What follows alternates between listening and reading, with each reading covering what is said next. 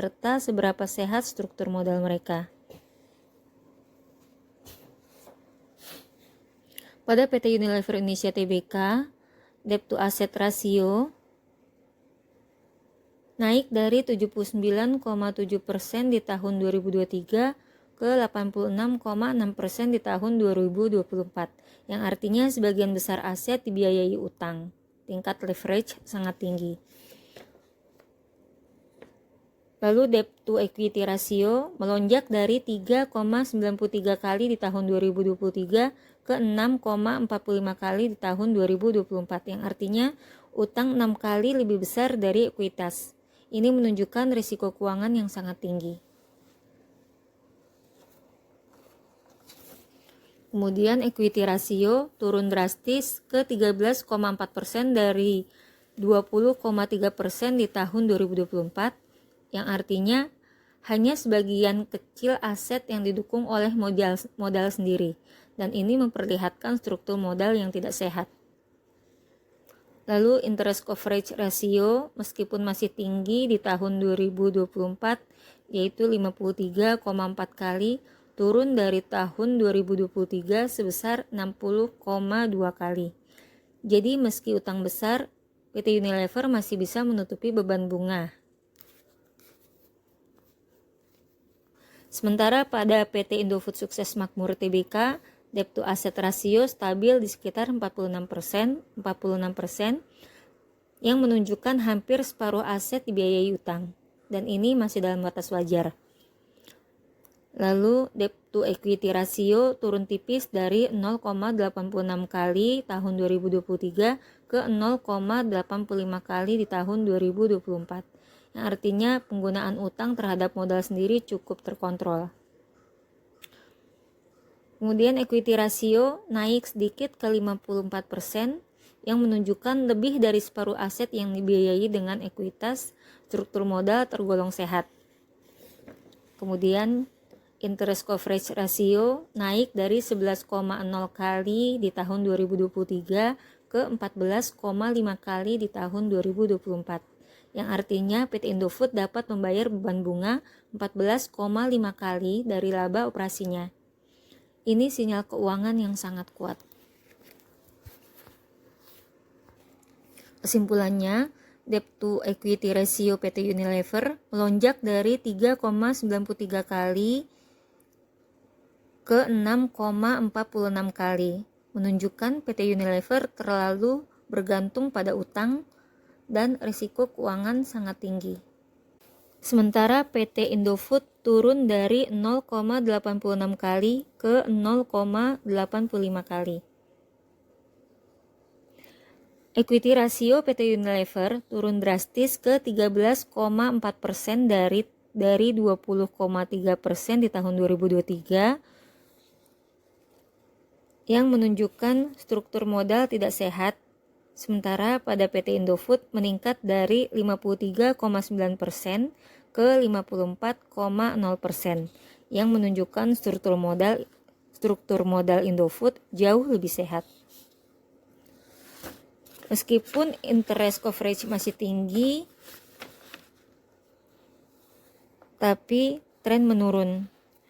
Jadi, meskipun interest coverage PT Unilever masih tinggi dan masih mampu membayar bunga, tapi tren menurun dalam arti posisi ini tidak sustainable dalam jangka panjang.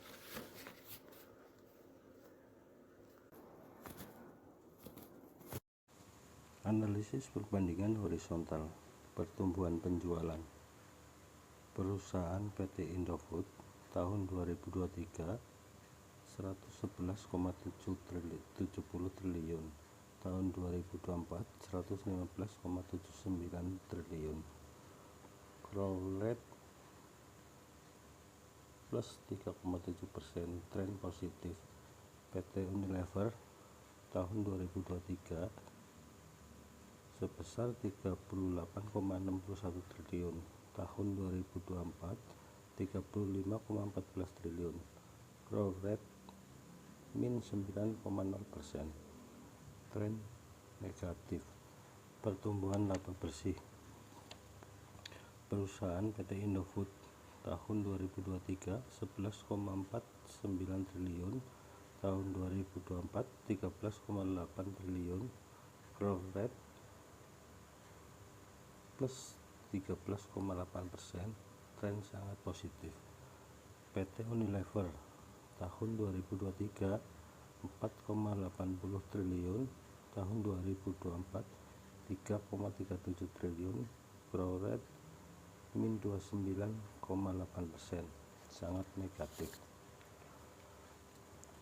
Ringkasan kinerja PT Unilever Indonesia, kontraksi penjualan min 9,0%, laba min 29,8%, likuiditas current ratio di bawah 1,0 kali, bahaya. Leverage debt to equity melonjak ke 6,46 kali, ekuitas turun drastis 36,4%, struktur modal bermasalah. Ringkasan kinerja PT Indofood Sukses Makmur Tbk, pertumbuhan penjualan plus 3,7%, laba plus 13,8%, profitabilitas semua margin meningkat signifikan, likuiditas current ratio solid 2,15 kali, cash ratio excellent 1,04 kali, solvabilitas struktur modal sehat, interest coverage meningkat.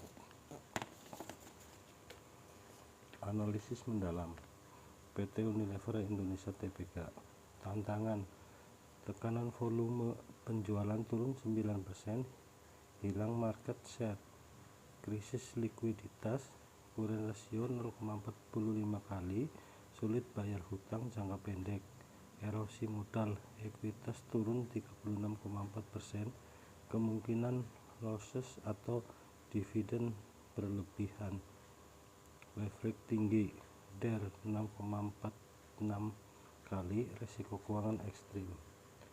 PT Indofood Sukses Makmur Tbk, faktor keberhasilan, efisiensi operasional, operating margin naik dari 17,6% ke 20,6%, manajemen biaya, gross margin meningkat 2,4%, pertumbuhan volume penjualan naik dengan margin yang membaik, posisi kas kuat, cash ratio mencapai 1,04 kali. Rekomendasi strategis PT untuk PT Unilever Indonesia, urgent perbaiki likuiditas, restrukturisasi utang jangka pendek, stabilisasi ekuitas, hentikan dividen, retain earnings, review recovery, fokus pemulihan volume penjualan, cost management, agresif potong biaya operasional. Untuk PT Indofood Sukses Makmur Tbk, pertahankan momentum, terus fokus pada efisiensi operasional, ekspansi selektif, manfaatkan posisi kas yang kuat untuk investasi, premium produk, lanjutkan penetrasi produk margin tinggi. Untuk investor, PT Indofood by fundamental menguat, momentum positif, PT Unilever hold atau avoid, resiko likuiditas tinggi, perlu monitoring ketat. Terima kasih. Materi dari kelompok 1, bila ada kesalahan mohon dimaafkan.